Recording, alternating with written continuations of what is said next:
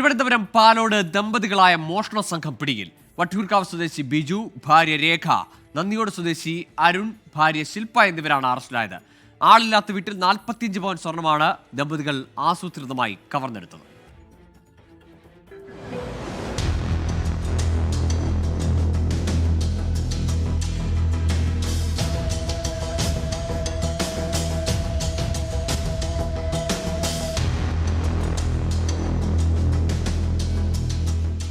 സ്ഥിരമായി മോഷണം നടത്തുന്ന സംഘമാണിതെന്ന് പോലീസ് പറഞ്ഞു.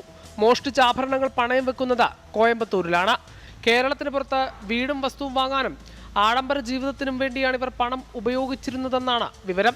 മലയോര മേഖലയായ പാലോട് പോലീസ് സ്റ്റേഷൻ പരിധിയിൽ ആൾതാമസമില്ലാത്ത വീടുകൾ കേന്ദ്രീകരിച്ച് 2 മാസമായി മോഷണം നടന്നു വരികയാണ്. ഇതിനെ തുടർന്ന് റൂറൽ ജില്ലാ മേധാവിയുടെയും നെടുമങ്ങാട് ഡിവൈഎസ്പിയുടെയും നേതൃത്വത്തിൽ മഫ്തിയിൽ പെട്രോളിംഗ് ഊർജിതപ്പെടുത്തിയിരുന്നു. കഴിഞ്ഞ മാസം 30-ന് പാലോട് സ്റ്റേഷൻ പരിധിയിലെ ആലമ്പാറയിലെ തമിഴ്നാട് സ്വദേശിയായ മാരീഷന്റെ വീട്ടിൽ നിന്നും 45 പവൻ സ്വർണവും 2 ലക്ഷം രൂപയും മോഷ്ടിച്ചു. ഇവിടെ നിന്നും പ്രതികൾ മോഷണം നടത്തിയ ശേഷം കോയമ്പത്തൂരിലേക്ക് പോയി വീണ്ടും തിരിച്ചെത്തിയതിനു ശേഷം ഗേറ്റുകൾ പൂട്ടിയ ആളില്ലാത്ത വീട് ഇവർ നോക്കി നടക്കുന്നത് പോലീസിന്റെ ശ്രദ്ധയിൽപ്പെട്ടിരുന്നു.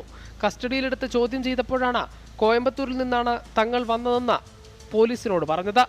സ്വർണം സ്ത്രീകളെ കൊണ്ട് ബാങ്കിൽ പണയം വെക്കുകയായിരുന്നുവെന്നാണ് വിവരം. പ്രതികളെ കോടതിയിൽ ഹാജരാക്കി റിമാൻഡ് ചെയ്തു. 24 തിരുവനന്തപുരം.